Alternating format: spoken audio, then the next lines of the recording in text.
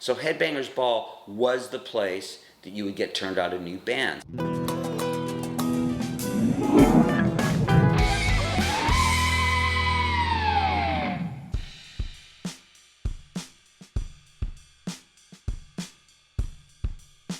When I was doing it, I didn't realize the importance of Headbangers Ball, and that's a shame on my part.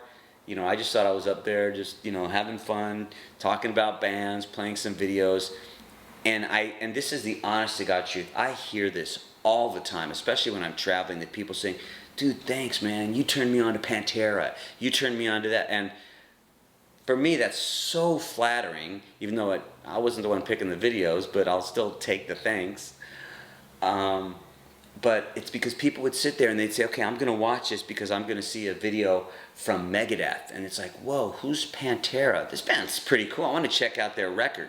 So Headbangers Ball was the place that you would get turned on to new bands. And you know, I didn't realize the importance of that show while I did it. I didn't realize the importance of that show for 5 years after it was done. You know, I do now. I do when people say, you know, I hear this all the time. I grew up watching you. I grew up with Mr. Rogers, so when people say they grew up watching me, it's kind of weird. But people that, you know, kids that were too young to go out on a Saturday night or maybe didn't have anything happening in a certain town in Nebraska, they would go home and they would crank on Headbangers Ball, and I was the guy they hung out with on Saturday nights for 5 years, which I'm a little mad at myself for not enjoying that responsibility as much as I did. Now I look back and it's still very, very flattering to see how important that show is to people, because we turned on people to new music, you know. I believe that if Rob Zombie wasn't on my show every week painting the set and goofing around, that he might not have sold as many records as he did. There were bands that didn't ever put out a video that probably, a typical example is the punk rock band NoFX. In Germany, they were huge. They would not put out a music video, and if they did, they could have been as big as Blink-182 or something like that, but they never did that. The same thing was with a lot of metal bands. So we were responsible for turning people on to new music, and I hear about it all the time whenever I go somewhere. Dude, you turned me on to, you know, this band, you turned me on to that band. Why didn't you play more Slayer? Why didn't you do this? You know, I mean, we were hearing, people would get mad at me all the time, like, why aren't you playing any Metallica videos? And that's because there weren't any, because Metallica's first video was one.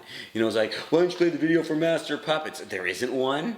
You know, why aren't you doing this? As much as I got all the accolades for turning people on, I think that there were just as much, if not more, people that were always very mad at me for not playing their video, or not playing harder stuff, or not playing more fruity stuff, or not playing more. Everybody was always, I was like the punching bag for that. And you know, it came with the territory, so I got the pluses and the minuses of being on that show. So what do you think of MTV not playing music videos at all? They don't play music videos anymore. I think MTV is pathetic. I think MTV is going, of course if they want to hire me, you know. It's really sad, because what happened is they put on stupid reality shows on MTV that gear to the lowest common denominator. I mean, really, when you've got your Jersey Shores and you've got stuff like that, and here's the biggest problem is, everybody's watching it.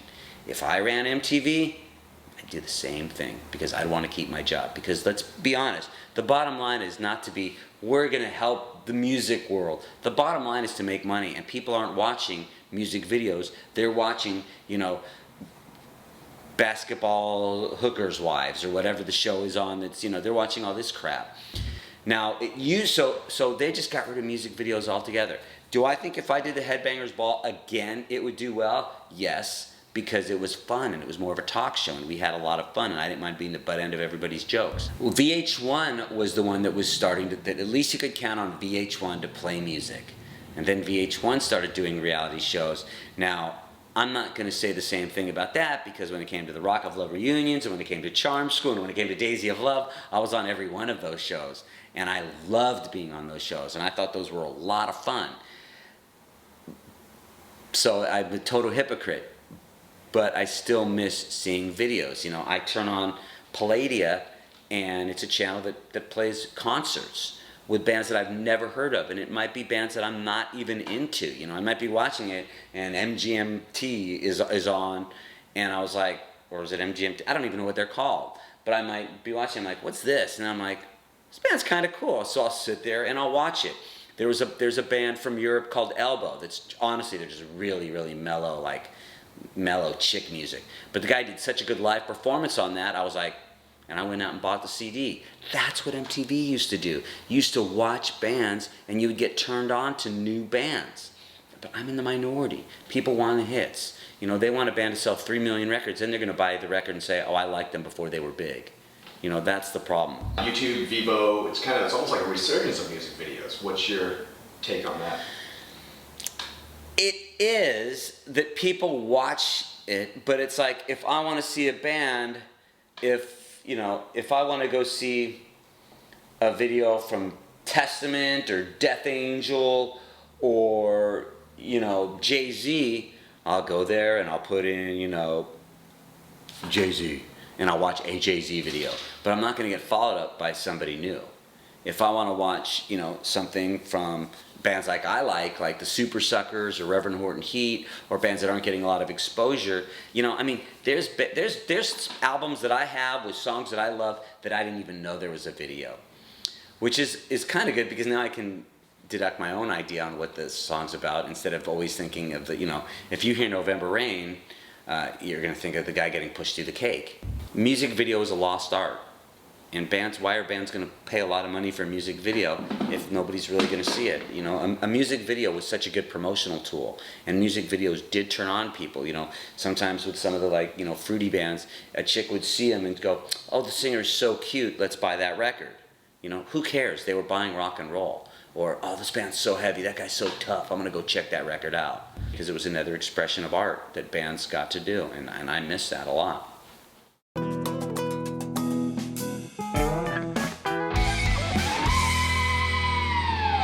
Not much different than regular life. It's like, you wouldn't drink 20 beers on a Tuesday night. Don't do it when you're on the road because you're still out there working, It's the same thing. A lot of guys think they're on the road, we're going to party. It's like, no, you're still working, you're still doing a job.